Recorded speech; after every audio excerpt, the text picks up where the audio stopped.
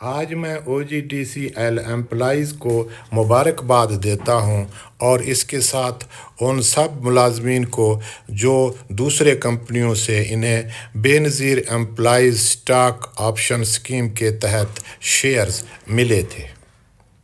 آج میں آپ سے بے نظیر امپلائیز اسٹاک آپشن اسکیم کے بارے میں بات کرنا چاہ رہا ہوں۔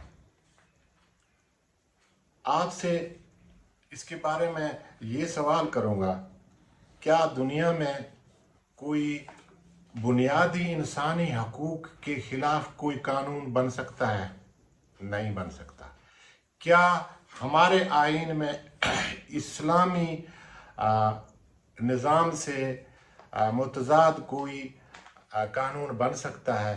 نہیں بن سکتا۔ کیا ہمارے آئین کے اندر